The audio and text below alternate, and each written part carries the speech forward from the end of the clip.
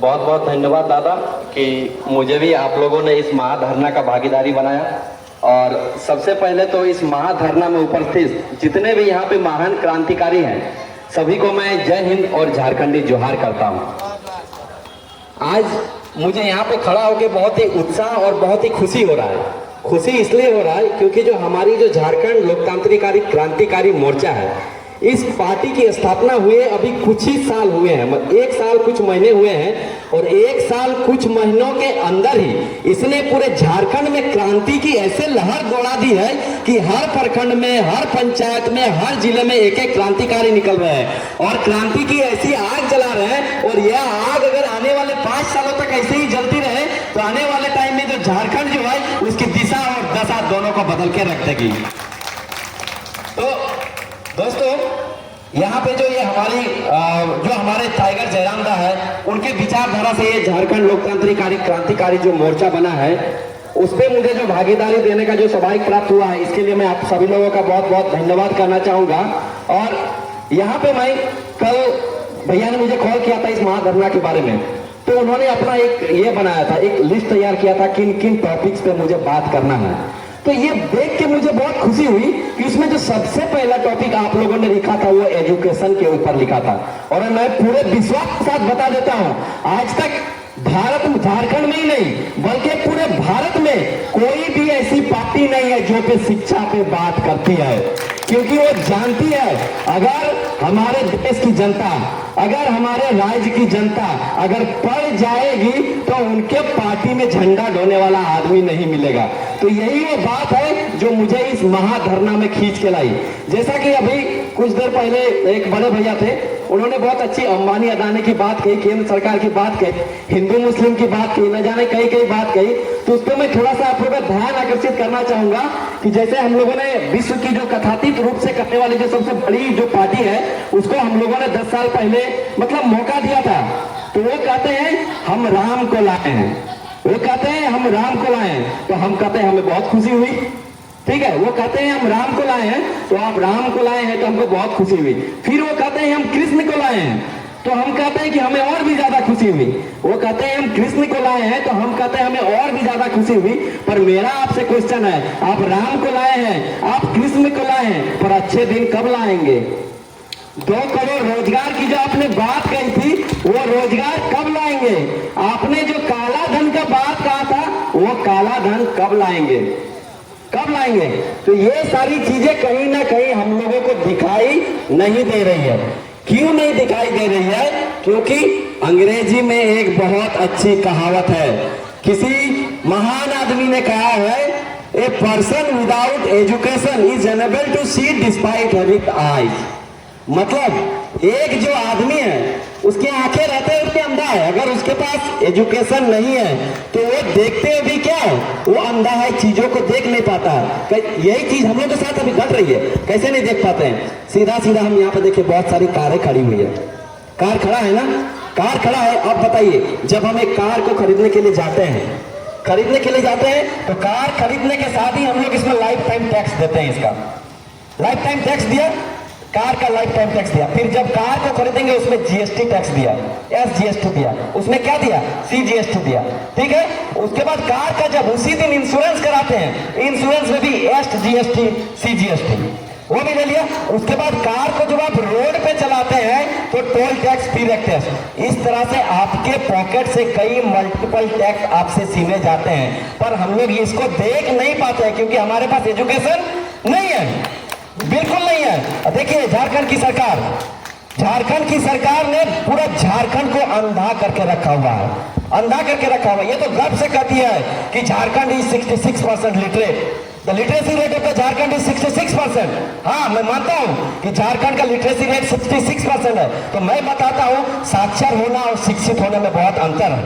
आप लोगों को साक्षर बना रहे हैं, शिक्षित नहीं बना रहे, क्योंकि आप शिक्षित बनाएंगे तो लोग आपके काले धंधों के बारे में जानेंगे, लोग आपके काले करतूतों के बारे में जानेंगे। इसलिए आप उसको बस शिक्षित साक्षर बना रहे हैं। साक्षर कैसे बना रहे हैं? बस आप क्या कर रहे हैं, जाके उनको पढ़ना सिखा दे रहे हैं और साइन करना सिखा दे रहे हैं। जब एक आदमी किसी भाषा को पढ़ने के लिए जान जाता है, जब किसी अपना साइन करने के लिए जान जाता है तो सरकार कहती है कि आप शिक्षित हैं, तो साक्षरता का रेट क्या हो गया, ऊपर आ गया। अब बताइए, जो आदमी बस साइन कर सकता है वो आदमी इतने सारे मल्टीपल टैक्स के बारे में आपको बता सकता है? नहीं बता सकता है, क्यों? शिक्षित नहीं है। बहुत ही दुख की बात है, जो आपका जो ये आज महाधरना है उसके पॉइंट नंबर 1 पे जो आपने लिखा था, उसमें लिखा था कि झारखंड में जितने भी, आई थिंक झारखंड या इस मतलब जरीडी प्रखंड में जितने भी स्कूल हैं उसमें समान अनुपात में टीचर और स्टूडेंट होना चाहिए ना। बट आपको पता नहीं होगा, हमारा जो भारत का जो संविधान है उसका जो 46वां संशोधन हुआ था, according to the 86 amendment of Indian constitution 2009, ठीक है, under the article number 21A there should be 1 teacher in 30 students. उसमें साफ साफ कहा गया है कि जितने भी भारत में स्कूल हैं सारे स्कूल में 30 बच्चों पे कितना टीचर होना चाहिए? 1 टीचर होना चाहिए। बट आप आज रिपोर्ट उठा के पढ़ लीजिए, झारखंड के 43% स्कूल में बस 1 ही टीचर है। जहां 30 बच्चों में 1 टीचर होना चाहिए था, वहां बस 1 स्कूल में 1 टीचर है। और वो 1 टीचर को भी उन लोग क्या सरकार ड्यूटी देकर रखा है, पता है? सरकार ड्यूटी देकर रखा है, आज तो अगर मुर्गी गना ले जीवन, आज अगर आधार कार्ड बनल है कि नहीं है तो बना ले जाए, आज अगर घर कोई गिदत जन्म है तो बना जाए, आज अगर बर्थ सर्टिफिकेट बनल कि 25 तरह का काम सरकारी, 1 टीचर और उसको भी 25 तरह का सरकारी काम दे दिया जा रहा है। तो बताइए वो आपका बच्चा को पढ़ेगा? तो क्या हम अपने बच्चों को बस सरकारी स्कूल में दाल भात खाने के लिए भेजते हैं? हम सरकार को टैक्स क्यों देते हैं? क्यों दे रहे हैं इतना सारा मल्टीपल टैक्स? आज मैं अमेरिका में था, अब विश्वास नहीं कीजिएगा, अमेरिका का सरकारी स्कूल देखिएगा तो आप पागल हो जाइएगा, वहां का स्वास्थ्य देखिएगा तो आप पागल हो जाइएगा। वो लोग टैक्स देते हैं। मैं 1 साल अमेरिका में रहा, 1 साल में मैंने 1 सेकंड के लिए भी वहां लाइट नहीं गया, 1 सेकंड के लिए भी नहीं लाइट गया, क्योंकि वहां के लोग जागरूक हैं, वहां के लोग शिक्षित हैं, वो लोग जानते हैं, इसलिए जो टैक्स दे रहे हैं उसका भरपूर। पर हम लोग यहाँ पे टैक्स देके क्या कर रहे हैं? कितना घंटे बिजली आता है हम लोग को करने? सरकारी, कल एक औरत थी, बहुत ही क्रिटिकल कंडीशन में थी, वो हमको बुलाई थी, तो मैंने बोला उसको कि तो रिम्स से एडमिट कराई दी, रिम्स से लगे कि एडमिट कराई दी, हुआ चुनी बात तो की कहो लौटे जानिए को ना रिम्स लगा मैंने मोरी क्या हुआ। तो सरकारी संस्था के प्रति हमारी ऐसी धारणा बन गई। मैंने रिम्स में देखा है, रिम्स में ऐसे इतने अच्छे डॉक्टर हैं, बट इतने अच्छे इंस्ट्रूमेंट प्राइवेट हॉस्पिटल नहीं है। भी वहां पे लोग क्या कर रहे हैं, अपने पेशेंट को ले जाने पे डर रहे, क्यों? सिस्टम, पूरा सिस्टम को इन लोगों ने क्या करके रखा है? पूरा चौपट करके रखा है, एजुकेशन सिस्टम को चौपट करके रखा है। आप विश्वास नहीं कीजिएगा, जैसे भारत की सरकार कब से कहती है ना कि झारखंड में सबसे ज्यादा मिनरल बनता है, मिनरल निकलता है, लेकिन वही सरकार को पूछिए कि झारखंड का एजुकेशन लेवल क्या है? पता है आपको झारखंड का एजुकेशन लेवल क्या है? बस बिहार से ऊपर है, बिहार से ऊपर है, मतलब सेकेंड लास्ट पोजीशन पे है यहाँ पे। आपको बता दें, ये जो स्कूल वगैरह बनता है यहाँ पे, वो क्यों बनता है पता है? पढ़ाई के लिए नहीं बनता है वो स्कूल, वो टेंडर इसलिए निकलता है क्योंकि उसमें से जो नेता है, जो ब्यूरोक्रेट है, उनके परसेंटेज का पॉकेट भर सके। बाकी स्कूल पढ़ाने के लिए नहीं बनता है। अगर स्कूल को वो पढ़ाने के लिए बनाता तो 2016 के बाद 8वां क्लास का एक भी टीचर का रिक्रूटमेंट नहीं हुआ है झारखंड में। 2019 के बाद 10th क्लास का, 12th क्लास का एक भी टीचर का रिक्रूटमेंट नहीं हुआ है। और जब बच्चे वहां पे उसी स्कूल में जब 12th क्लास पढ़ने के लिए जाते हैं तो एक 8वां का टीचर क्या +2 के बच्चे को पढ़ा सकता है? नहीं पढ़ा सकता है, एकदम नहीं पढ़ा सकता है, क्योंकि झारखंड की सरकार चाहती है कि यहाँ के बच्चे पढ़े नहीं। अगर यहाँ के बच्चे पढ़ जाएंगे हमारी पॉलिसी को जानेंगे, यहाँ के बच्चे पढ़ जाएंगे, यहाँ अपने हक अधिकारों की बात करेंगे, और वो कभी नहीं चाहेगी। तो कहीं ना कहीं झारखंड की सरकार क्या कर रही है? हम लोगों को अंधा बनाने के लिए कर रही है। मैं ज्यादा समय नहीं लूंगा, लास्ट में अपनी बातों को कंक्लूड करूंगा, क्योंकि मुझे एक जगह और भी मीटिंग पे जाना है। कुछ दिन पहले आप लोगों ने एक न्यूज आया होगा, सुना होगा, एक अपाहिज लड़का जिसकी पीजीटी टीचर में नौकरी लगी, नौकरी लगने के बाद वो लड़का ज्वाइन करता है, गरीब घर का बच्चा, झारखंडी बच्चा, वो लड़का जाके ज्वाइन करता है, वहां पे ज्वाइन करके 5 दिन नौकरी करता है।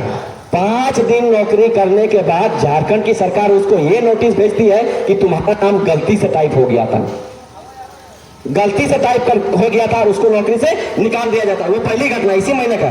दूसरी घटना 4 दिन पहले की मैं बात बता रहा हूँ। चतरा जिला का अनिल नामक एक विकलांग, वो भी विकलांग, एक पैर से ऐसे देख के ही आपको दर्द लगेगा, दया लगेगा उसको।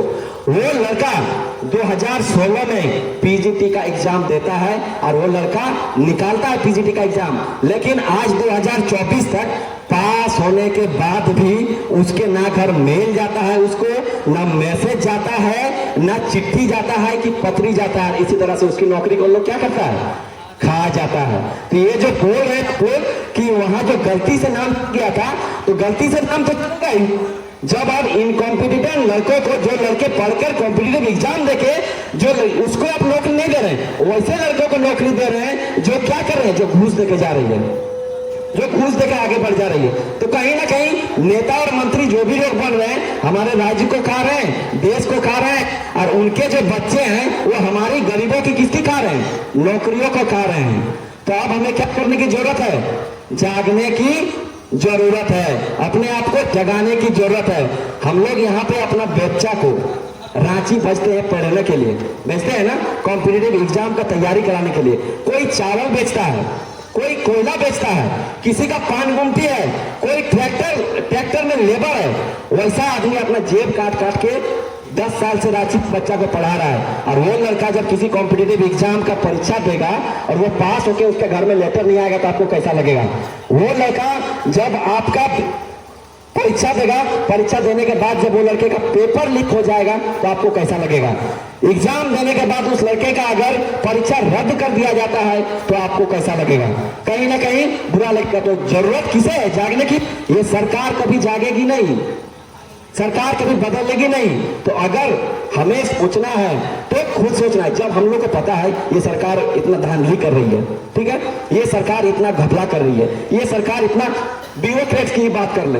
एक पॉइंट मैं और बोलना चाहूंगा, ये जो यहाँ पे ब्यूरोक्रेसी बची है, यहाँ पे ब्यूरोक्रेट मतलब बीडीओ, सीओ, डीसी, एसआई, जितने भी एक क्लास पदाधिकारी हैं। अच्छा बताइए, झारखंड का बना हुआ 23 साल हो गया, पीएससी का एग्जाम कितना बार हुआ, 8 बार, क्योंकि 7वां जेपीएससी तो मैंने लिखा था। तो जब झारखंड पीएससी का एग्जाम ही नहीं हुआ तो बीडीओ, सीओ, एसआई, फसाई सब हमारे झारखंड के नहीं है। और जब हमारे झारखंड का नहीं है तो तुम्हें क्या लगे रहे, बुझते कर दुख का, बुझते कर दर्द का, बुझवे नहीं करते है।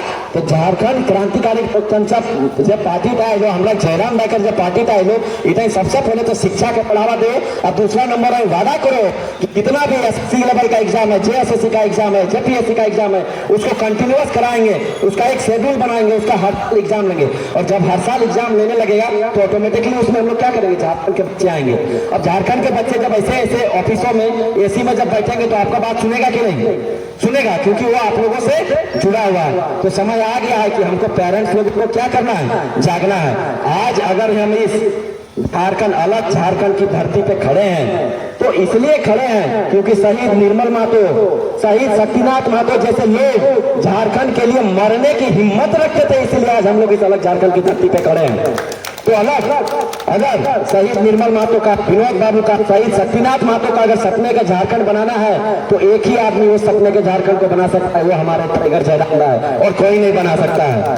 अंत में मैं इतना ही कहना चाहूंगा कि बेड़िया अगर नहीं कटती है, बेड़िया अगर नहीं कटती है तो अपने पैर काट लो, लंगड़ा के चलो, लेकिन आजादी से चलो।